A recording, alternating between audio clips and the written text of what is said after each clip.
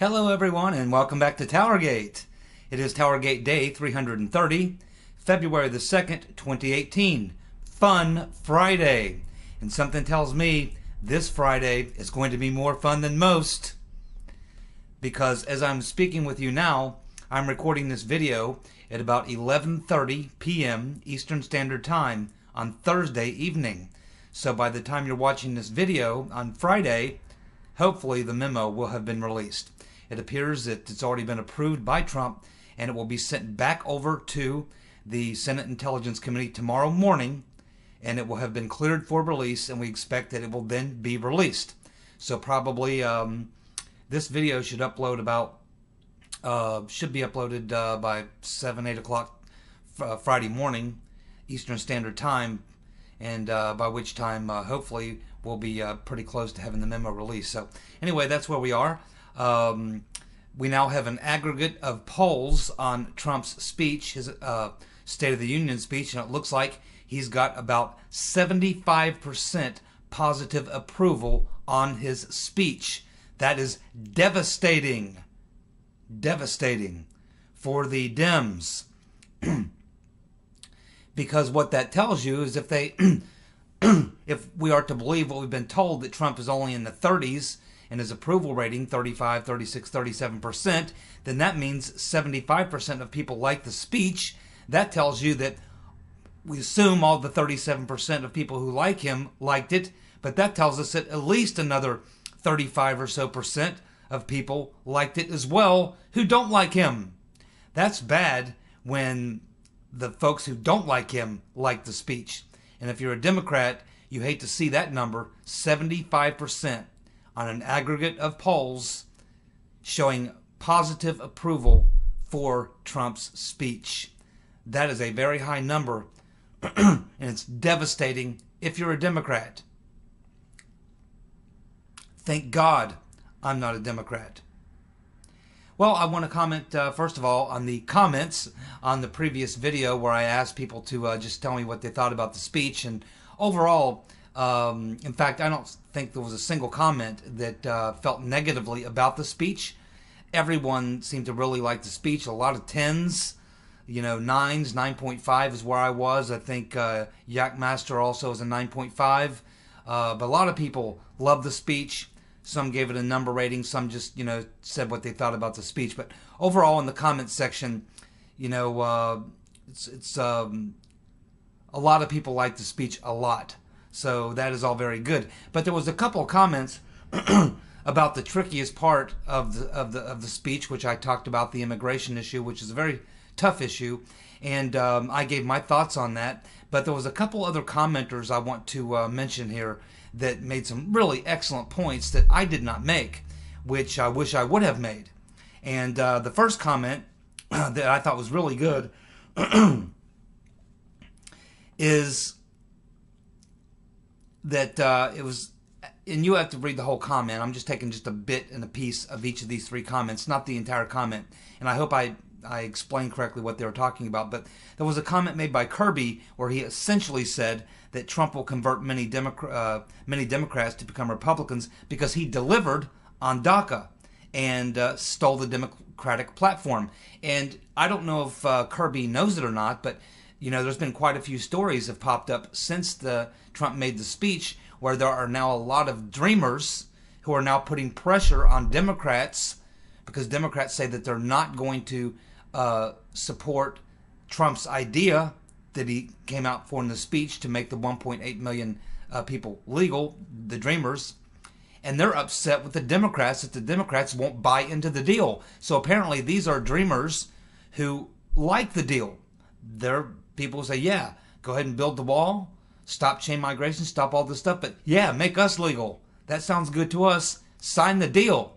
So now the Democrats are finding themselves under incredible pressure because a lot of these dreamers like the plan that Trump laid out and agree with it. And this kind of goes to Kirby's point.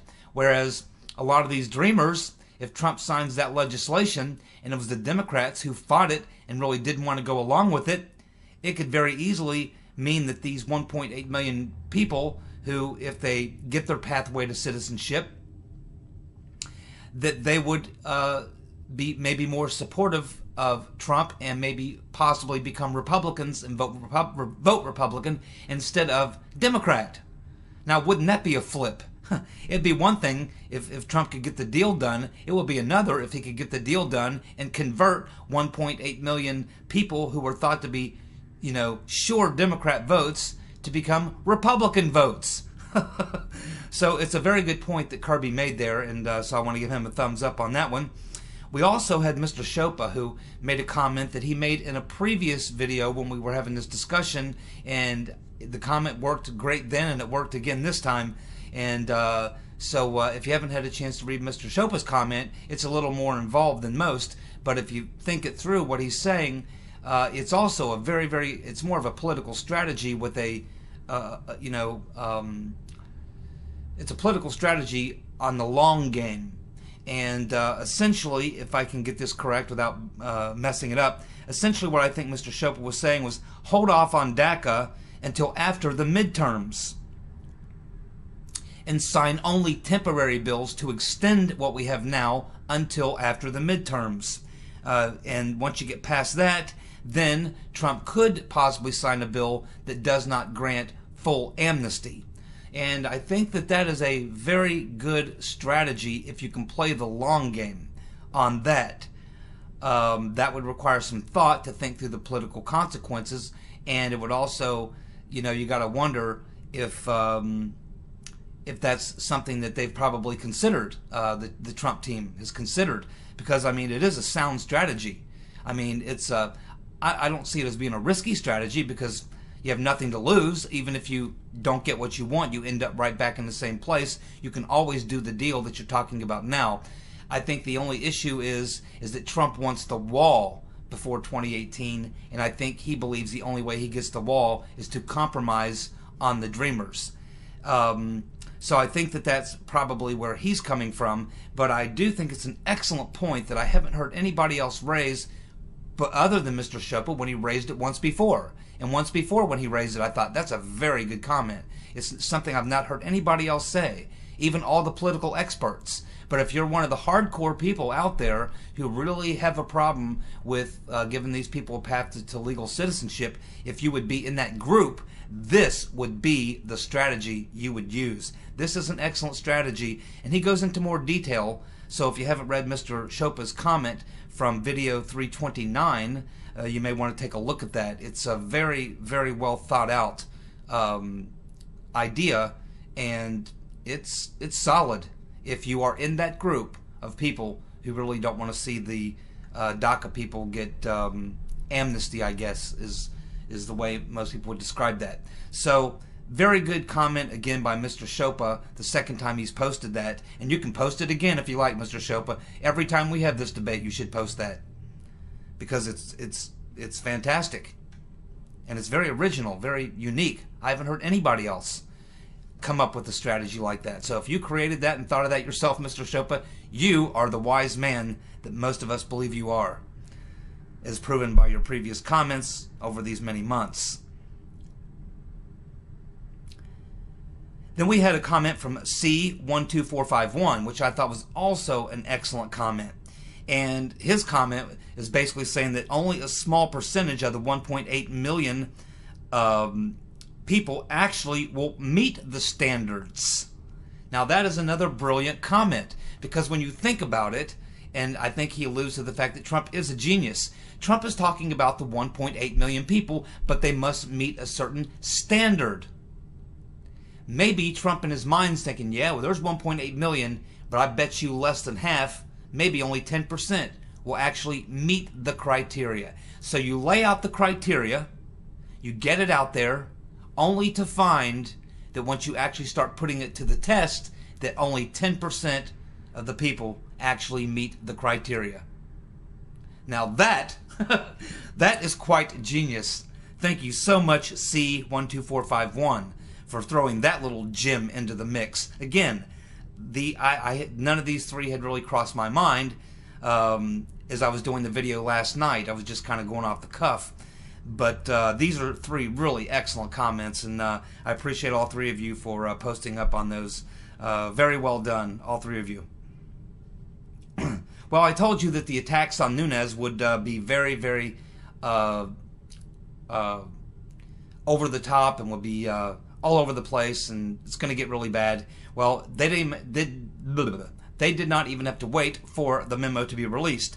Already the attacks on Nunes, the vicious attacks, have started. In fact, Pelosi and some of the deep state operatives were out today calling for Nunes to be removed from his chairmanship. It's not going to happen. Sorry, Madam Botox. Nunes ain't going nowhere, and he's got more memos coming your way. Nancy, get used to it. Get used to misery, because it's a place you're going to be living probably for the rest of your life. Trump has cleared the memo. It will be sent back over to Nunes tomorrow morning, on Friday morning, today, which would be, when you're watching this video on Friday, that will be this morning. So this Friday morning, they will likely go ahead and release the memo. And I guess they could release, now it is going to be released unredacted, of course.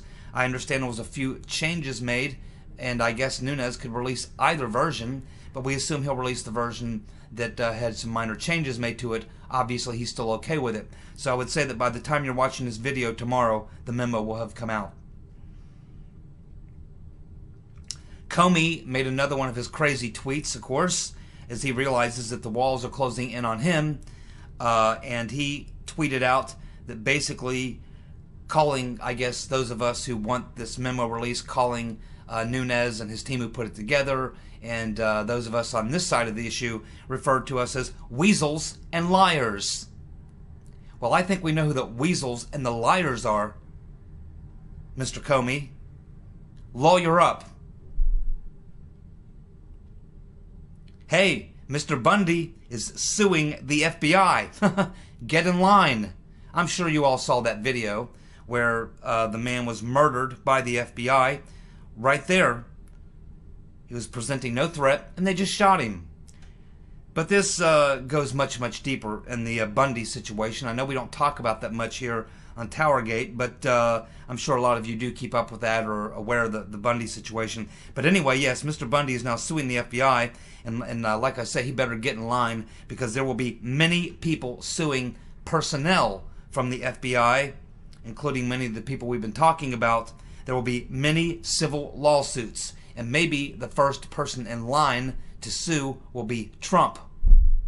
He has a slam dunk civil suit against the FBI and the DOJ, or the individuals who are involved in the crime. How bad is it for the liberal media? Well, Newsweek magazine recently sold for $1. You could have owned Newsweek magazine for $1. That's what it's worth, and what as their claim to fame over the past year, they've been 100% anti-Trump all the way for the past 12 months. And that magazine is done so poorly that it's sold for $1. Newsweek magazine. And of course, we know that there's a big shakeup headed coming with a merger, where CNN is likely going to have a huge shakeup over there once the merger is complete, because CNN will be under new management at that point. We know that Zucker is on his last leg. There's a lot of problems coming for the Democrat media, the left-wing media, in the months to come, because they've been on the wrong side of history, and it's going to be proven so. And it's going to cost a lot of them their careers, and it should. John Solomon of The Hill. And I believe that when we're done with this and this all bottoms out, I believe that John Solomon and Sarah Carter are going to be the Woodward and Bernstein of TowerGate, or Russiagate, or whatever gate you want to call it. They've done an excellent job. John Solomon's solid. He's a very good reporter, journalist, very smart guy too. And so John Solomon is saying that GOP lawmakers are making the case that the FBI Russia probe was based on tainted evidence that is linked to the rotten Reverend Clinton, and that this will affect all these legal cases going on. And he is absolutely right. Every single one of these cases And I don't know if it'll just be the release of this memo or future memos or when we get to the bottom of this, but I can tell you that the release of the memo is going to have a major effect on a lot of these lawsuits going on. In fact, Mueller has already called to postpone the sentencing for Michael Flynn in his case, because he knows what may be coming out in the memo. But you have the case with BuzzFeed, you have the case with Fusion GPS, with Christopher Steele, 7 different civil lawsuits. And this memo, what is revealed in this memo, may crush the final defense of all these organizations, and that may be game up for them. And so this could have an effect on those civil lawsuits. It also could open up the door for many, many, many other civil lawsuits against the perps. And certainly Manafort has already filed suit against the Mueller team. And it could obviously lead to the end of the Mueller investigation, because we could find that the entire Mueller investigation was based on a lie, on the Russian narrative, which was basically fantasy. So Mueller, I think, knows what's coming. And I think he's looking for a way out. Well, the bug-eyed fool, Adam Schiff, has gone nuts for real now. And he's now saying that the Russians promote the Second Amendment in America so that we will all kill each other. Well, I don't know where you live, Mr. Schiff. I know you live somewhere out in California, out in La La Land. But I can tell you that where I live, here in the county where I live, we have open carry. Open carry. People all over where I live walk around with firearms strapped to their side. We have more people who die from falling off ladders in our county than die from gunshot murders. Murders where guns are used. More people die from accidents around the yard, around the home, than die from being murdered with a firearm in the county I live in, where we have open carry. Mr. Schiff, you bug-eyed fool. Monica Crowley confirms what I said just 2 days ago, that there are more memos coming. It's really quite funny. We had all these memos that came out that became the dossier. So what we're going to now have from the other side, from the 3 different committees, they're all going to be releasing these memos, which will eventually form themselves into one dossier. It will be the true dossier that will come along and blow away the fake dossier. So hey, let's all have a dossier. Like I said, we can all write one. Christopher Wray wants all names redacted. And the White House has said, no way, Wray. They're not going to redact the names. No way. We're going to get the names. Mr. Rodenstein, Mr. Comey, Mr. McCabe. Oh, yes. And the Rotten Reverend. We're going to get your names in the memo. They will not redact that. We're also hearing rumors, I don't know if it's true, rumors that Christopher Wray may be so upset after the fallout from the memo that he may resign. Good. Saves us the hassle of having to fire him, which I called for yesterday. Christopher No Shit Sherlock Wray faced a very challenging and important moment in history, and he shrunk to the occasion. He should have stood up and said, you know what, there is a lot of problems in this organization.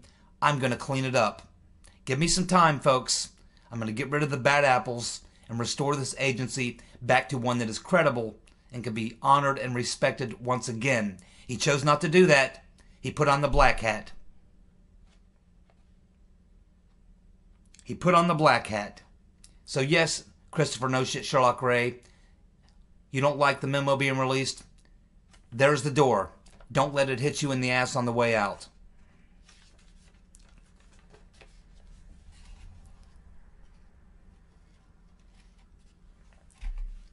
Ron Johnson is now demanding from Rodenstein the emails of 16 officials, including Obama, the Rotten Reverend, the dishonorable James Comey, the American Zero, McCabe, and others, 16 in total.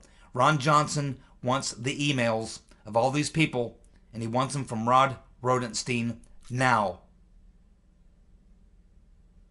Something tells me Rod won't be around very much longer. Rod Rodenstein is in some trouble. If what we've been told is in this memo, and that he reauthorized the FISA warrant without going through the process of re-verifying or verifying the application and making sure the information was correct, then he committed the same crime as the first person who authorized the FISA warrant. He just doubled down on dirty and corrupt and criminal. I think Rod Rodenstein, the beady-eyed little, I don't know what you call him, but he's got the beady eyes. I don't like the beady eyes, and he's got them. And the way he would not really answer questions, the way he danced around, the kind of arrogant attitude that he had. Rod Rodenstein, I don't think, is long for this world. I think that he will be gone very shortly, and he should also be facing criminal prosecution. Rod Rodenstein won't be around very much longer. And when he goes, Mueller is probably not far behind. Mueller himself might be facing some criminal prosecution. Those cases are being investigated now. Not by Comey folks, that's for sure. Now we know why the CEO of the Democratic National Committee was canned. Because the DNC is in fact flat broke. How many of you think that the release of the memo will help Democrats' fundraising efforts? How many of you out there, all of you, think that the release of the memo will help the Democrats' fundraising efforts? Nobody.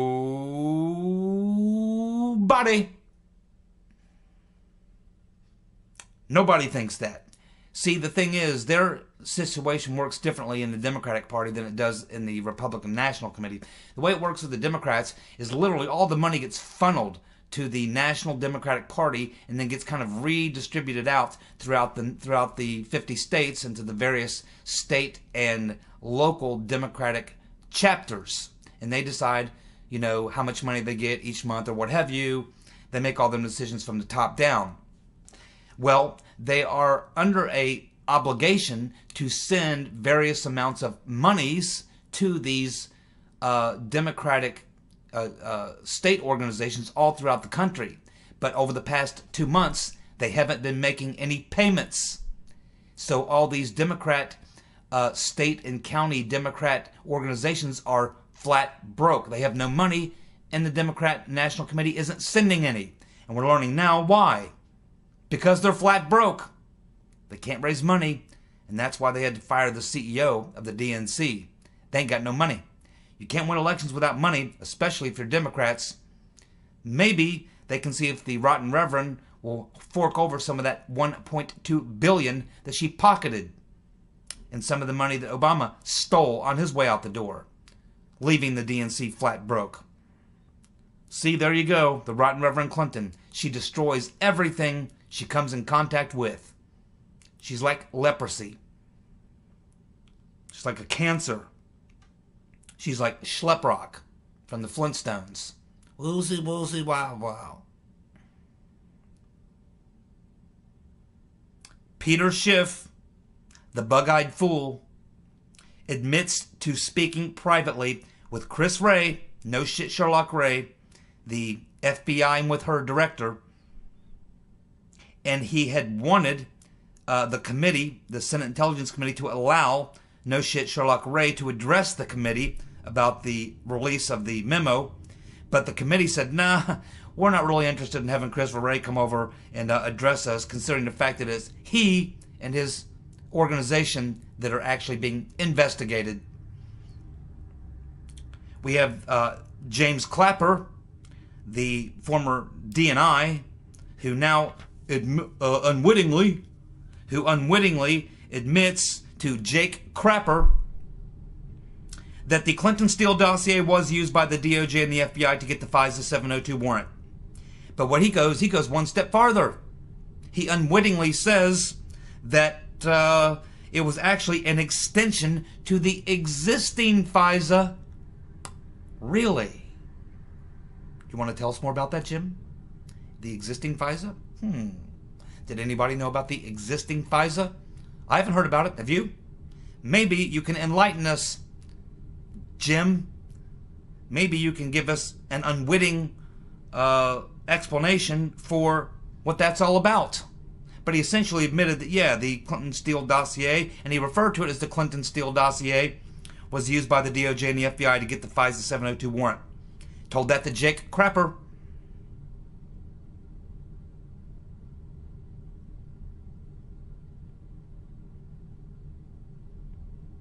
What is worse than the FBI and the DOJ, the deep state, trying to frame an elected president? What is worse than the DOJ and the FBI putting together a plot to frame a sitting president, a newly elected president? Well, I'll tell you what's worse. It's the fact that they don't even realize that it's a big deal. Think about that. You have the DOJ and the FBI say, no, don't release the memo. That's not really necessary. It's not really necessary. We can work this out, despite the fact that we've been stonewalling and cock-blocking you for a year, doing everything we can to keep you from learning the truth about what happened.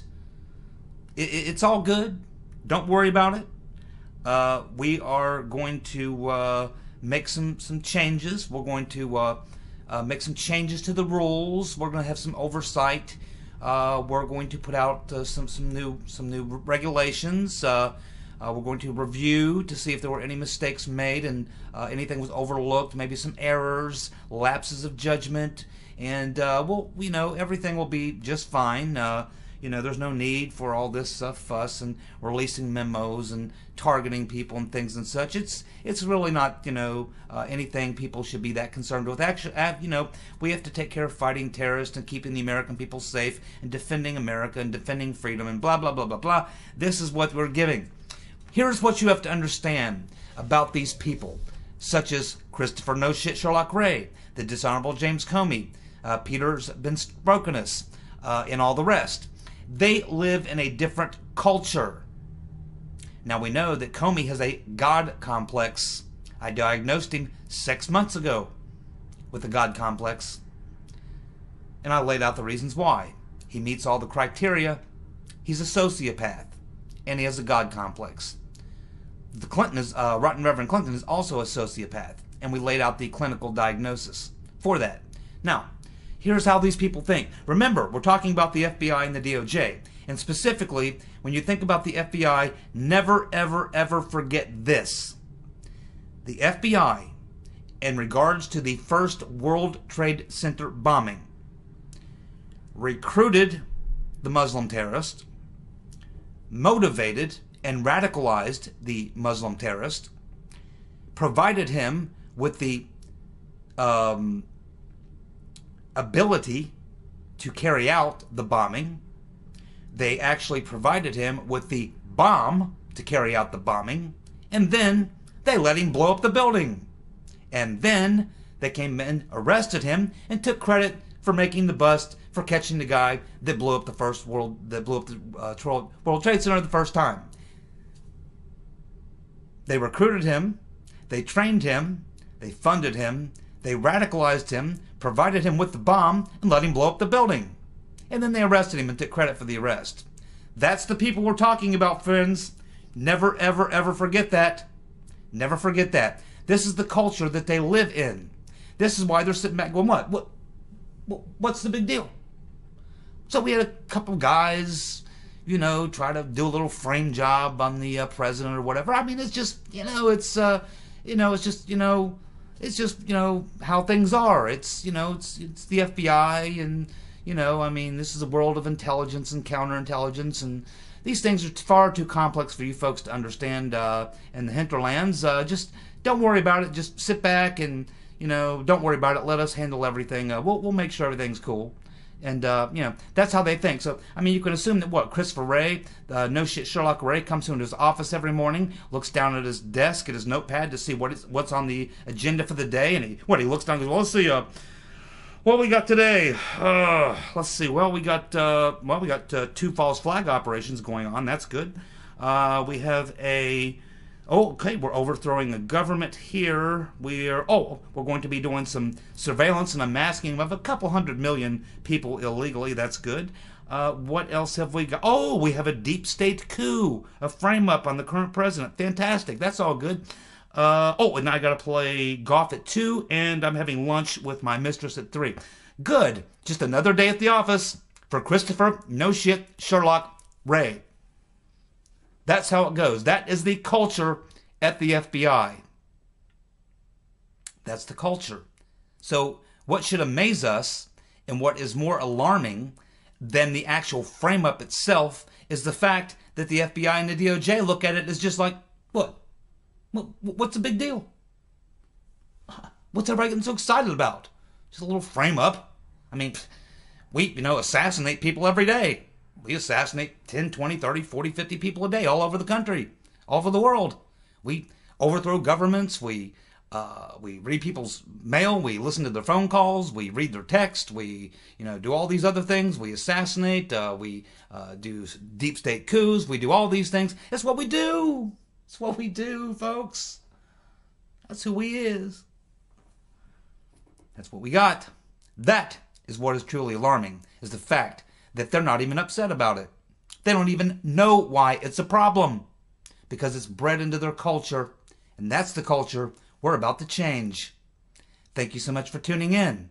By this time tomorrow, we'll be talking about the memo. See ya. Bye.